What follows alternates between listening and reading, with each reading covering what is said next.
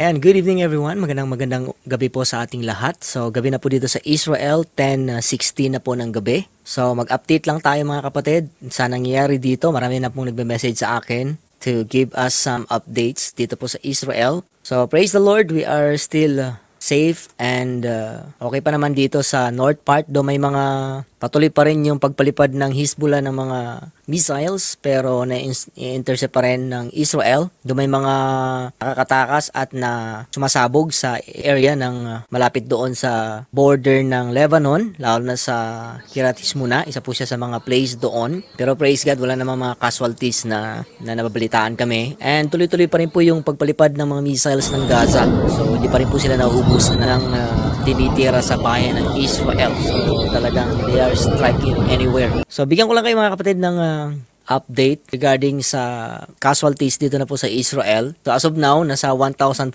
na po yung talagang namatay dito sa Israel since October 7. October 7 nung nagkaroon ng massacre na kapasok po yung Hamas. Almost 3,000 na Hamas terrorists ang nakapasok ng Israel. Hindi pa kasama doon yung mga civilian na gusto lang magnakaw. Approximately, ibig sabihin, hindi pa kasi may mga bangkay pa na sinunog talaga na hindi ma-identified ngayon. Kaya nga nag-hire na sila ng mga archaeologists kasi ginagamit na nila yung ngipin nila kasi talagang sobrang sunog ang ginawa nila and talagang grabe, brutal yung ginawa nila sa mga tao dito sa Israel. So, nasa 5,550 yung injured and then nasa 9,000 na po mga kapatid yung mga missile na napalipad na po nila dito sa bayan ng Israel. Imagine, 9,000 na mga rockets ang pinalipad na nila just to kill people here in Israel. So nasa 242 na po, 242 ang hostage ngayon nandun po sa Gaza. Kaya right now, nandun na po, nakapasok na po yung mga sundalo ng Israel sa Gaza. Ayan, sabi nga po dito, no, yung ating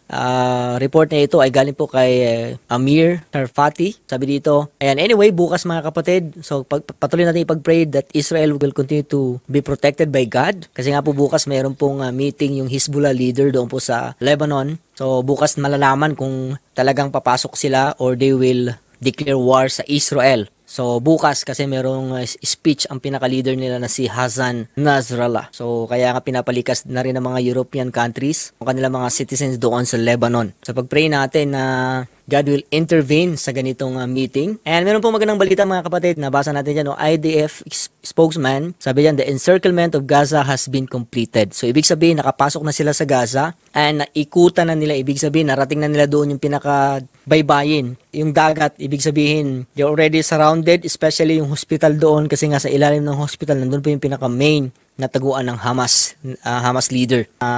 Ikutan na nila and mabilis na lang ito. So they are giving time for this Hamas to surrender and kung hindi, no, wala naman silang magagawa kundi alam naman natin yung mangyayari. Sabi diyan, with us, the commanders are at the head of the forces.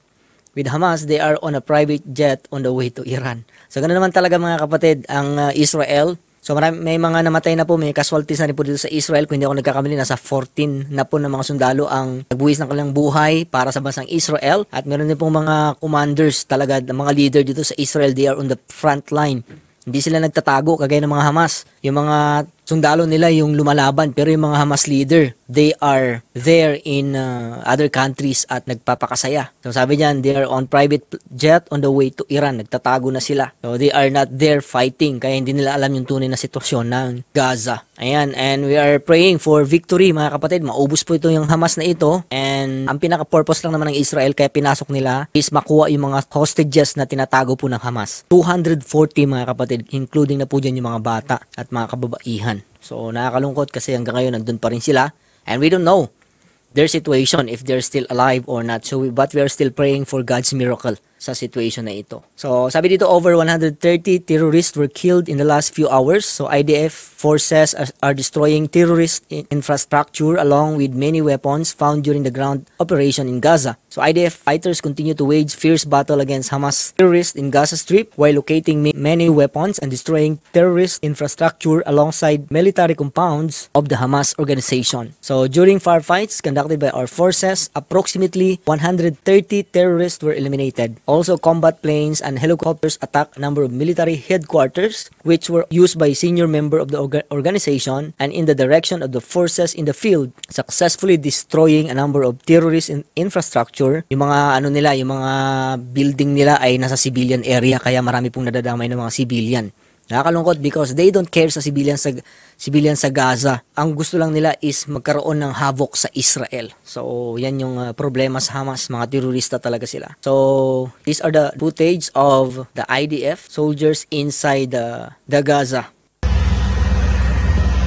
Ayun na po sila, nakapasok na sila. So, naikutan na nila yung north part ng Gaza. Ayan, laon na yung pinaka main headquarters ng Hamas. Ayan na po yung mga tangke ng Israel. And meron din pong video mga kapatid na ayan, isa sa mga outpost ng Gaza, ng Hamas sa Gaza ay nakuha na rin po ng bayan ng mga sundalo ng Israel. So they are erecting flag at sign of victory mga kapatid. So ayan.